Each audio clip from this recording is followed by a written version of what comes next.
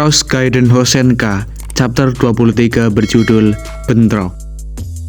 Terlihat kubu Hosen sudah lengkap dengan Masa, Susumu, Gamera, dan pengawalnya Sutomo, Ozora Daiko, dan juga Terakado Buta. Di sisi yang berlawanan, pihak Kawada membawa line up terbaiknya.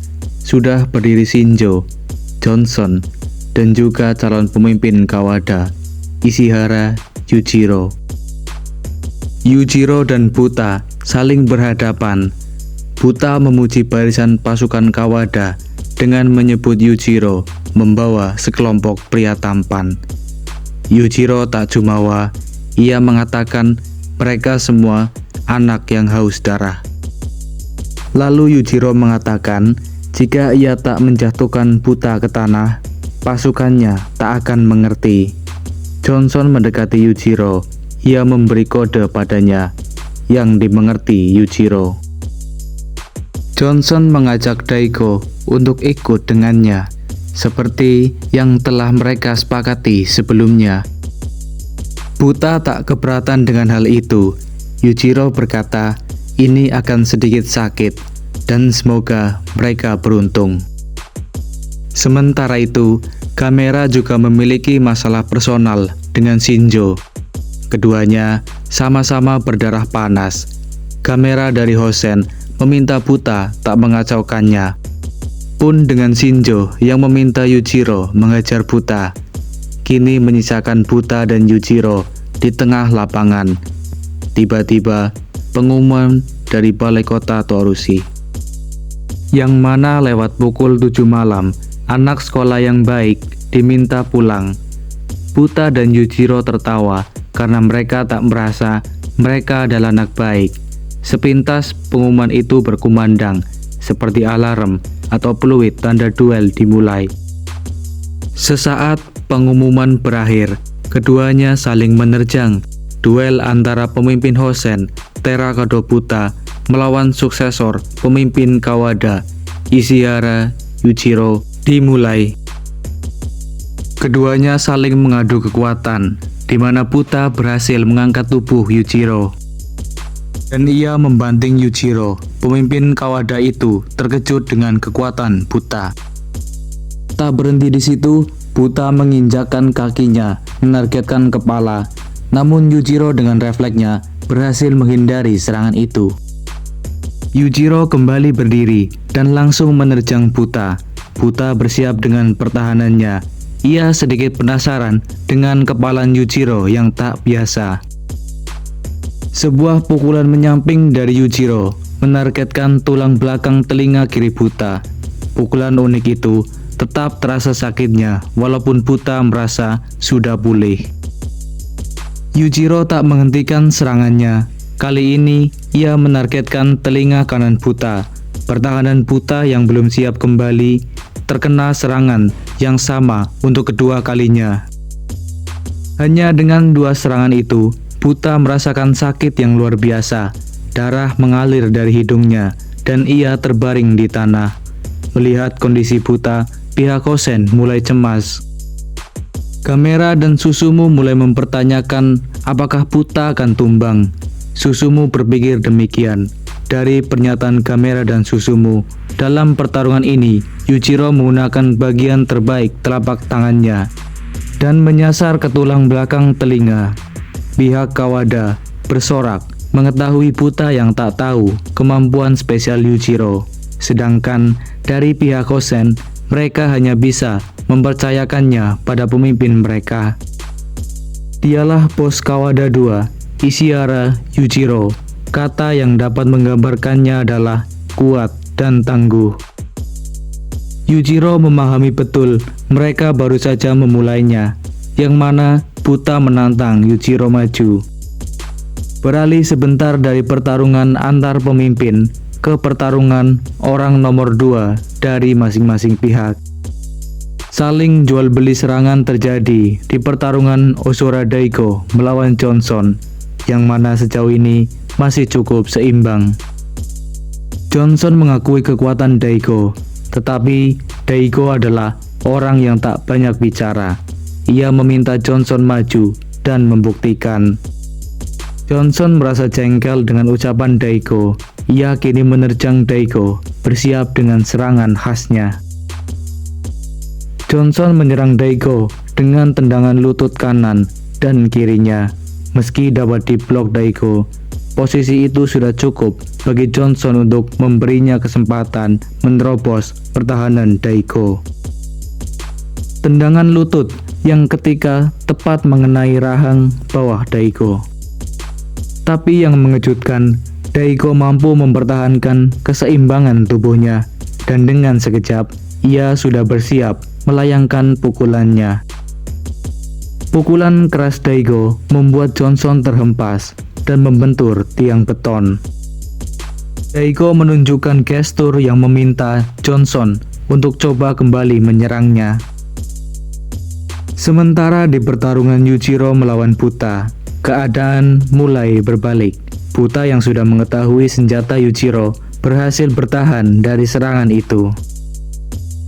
Buta bisa memanfaatkan kesempatan. Ia menyerang balik rusuk Yujiro. Di saat serangannya berhasil ia tangkis. Pukulan keras Buta cukup memberi dampak pada Yujiro. Yujiro yang ingin memperbaiki posisinya mendorong Buta agar memberinya ruang. Tapi Buta memukul keras punggung Yujiro. Meski terdesak, Yujiro yang masih memegang badan Buta berhasil mengangkat badan besar pemimpin Hosen itu dan lalu membantingnya dengan keras. Keduanya kini mulai kehabisan nafasnya. Sambil mengatur nafas, mereka membuka seragam untuk mendapat respon gerak yang lebih baik. Beberapa saat kemudian, hujan pun turun. Tapi tak memadamkan tekad pemimpin dari kedua belah pihak. Baik Buta maupun Yujiro kembali saling menerjang satu sama lain. Shin beralih ke Hanazono yang memenuhi undangan Daijin. Kedatangannya disambut oleh Andrew. Andrew mempersilahkan Hanazono masuk. Sang outsider dengan santainya berjalan memasuki ruangan. Ia memandang ke arah tiang beton yang mana Daijin sudah berdiri di sana menunggu kedatangannya. Saat waktu menunjukkan jam 7 malam, jika ada galeri, pertunjukan itu akan sukses besar. Tapi, jika masuk hitungan individu, tempat itu bisa dibilang sepi. Hanazono sedikit meregangkan ototnya. Menyadari hal itu, Daijin berkata, pada akhirnya Hanazono mau menerima ajakan duel dengan Daijin.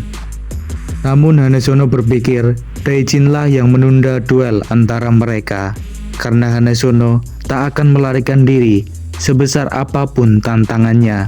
Dia tak akan kabur. Daijin tak merespon perkataan Hanazono. Hal itu tak membuat Hanazono merasa kesal. Lalu ia pun meregangkan tubuhnya.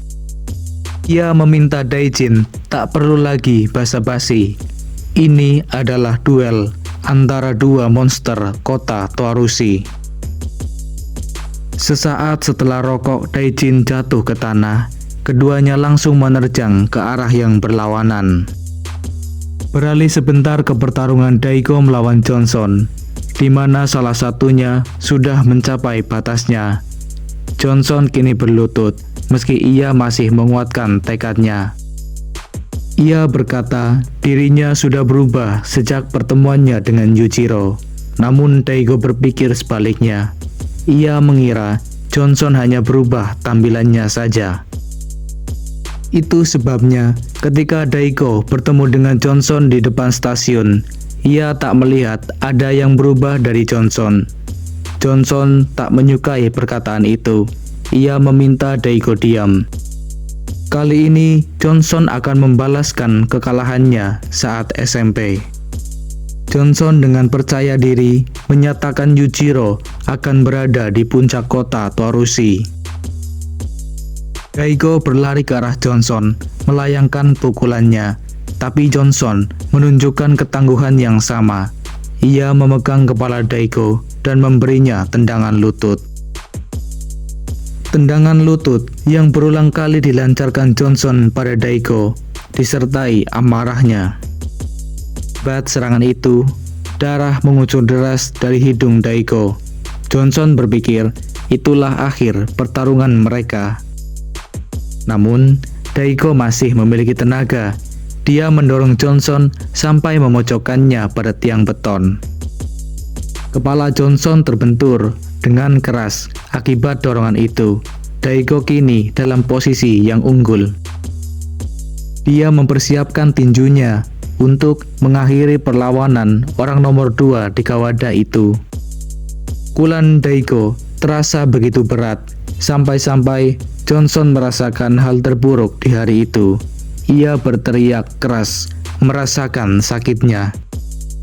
Johnson yang kemudian akan tersungkur, masih mencoba menarik bahu Daiko, yang mana itu menjatuhkannya. Johnson bersiap dengan tinjunya. Ia berkata dirinya harus menang agar tak membuat malu Yujiro. Johnson memukul Daiko. Ia mempertanyakan orang seperti apa Terakado itu. Daiko tak membalas pukulan itu. Ia hanya mencengkram satu tangan Johnson, lalu mendengarkan ocehannya. Johnson bercerita, selama ini orang yang ia kenal hanya sekelompok orang brengsek. Ketika dirinya dikalahkan, ia harus menjadi bawahan. Tak peduli bagaimana kondisimu, yang kalah harus tunduk pada pemenangnya. Tapi menurut pengakuan Johnson, Yujiro bukanlah pria seperti itu. Yujiro adalah pria sejati. Jika kau berani bertarung satu sama lain, kalian semua adalah temanku. Itulah yang dikatakan Yujiro pada flashback di hari Johnson kalah melawannya. Flashback ke waktu di mana awal pertemuan Johnson dan Yujiro, yang mana Johnson datang menemui Yujiro dengan kondisi yang sudah babak belur. Yujiro kaget dengan sekujur tubuh Johnson dipenuhi luka-luka. Sesaat kemudian, Johnson tiba-tiba roboh dan kehilangan kesadarannya. Yujiro panik melihat Johnson. Dari sinilah Yujiro akan mengambil alih. Ia pergi untuk membalaskan dendam Johnson tanpa sepengetahuannya. Dan saat Johnson terbangun, dia ada di rumah Yujiro. Johnson kaget melihat Yujiro yang duduk dengan wajah yang penuh luka. Ia pun menanyakan dari mana ia mendapat luka-luka itu. Sejenak Johnson terpikirkan Yujiro pergi sendiri membalaskan dendamnya. Ia mempertanyakan alasan Yujiro berkelahi. Pada suatu momen, pemimpin Kawada itu mengutarakan alasannya berkelahi adalah untuk teman. Ketika ia melihat temannya babak belur, ia menjadi sangat marah. Alasan itu membuat Johnson kagum dengan cara berpikir Yujiro. Ia memiliki sesuatu yang tak dimiliki orang lain. Itu juga mendorong dirinya untuk mengikuti Yujiro. Ia dengan senang hati akan mengikuti langkah Yujiro. Bersama dengan Yujiro dan Shinjo, mereka bertiga akan meneruskan kepemimpinan di Kawada 2. Kembali ke pertarungan Johnson melawan Daiko. Orang nomor 2 Kawada ini mulai kehilangan ketenangannya. Ia berniat membuktikan dirinya laki-laki. Ia berkata, orang yang akan berada di atas bukanlah dari Hosen. Johnson yang akan mengakhiri dengan pukulannya disela oleh Daiko. Daiko mengatakan, pun dengan sosok Terakado buta, ia juga punya sifat yang sama. Daiko kini hendak menyadarkan Johnson. Ia menarik kerah dan menegaskan ketika ia bertemu buta, ia tak ingin melewatkan kesempatan memiliki teman sepertinya. Lalu Daiko melemparkan Johnson. Meski Johnson bersikeras agar Daiko tak menyamakan Yujiro dengan orang lain seperti buta, lalu ia pun menerjang Daiko. Daiko memegang kedua bahu Johnson. Ia ingin Johnson mengerti bukan hanya dia yang menemukan orang hebat, yang mana Daiko langsung menunjukkan gerakan yang ia pelajari dari pertarungannya melawan kamera. Daiko mengangkat tubuh Johnson menggunakan teknik kamera. Ia sekali lagi menegaskan Orang yang akan berdiri di puncak adalah Teragado buta. Sebuah bantingan keras diberikan Daigo yang membuat Johnson pun pada akhirnya tumbang seketika. Oke, sekian dulu alur ceritanya, kita lanjut di chapter berikutnya dan sampai jumpa.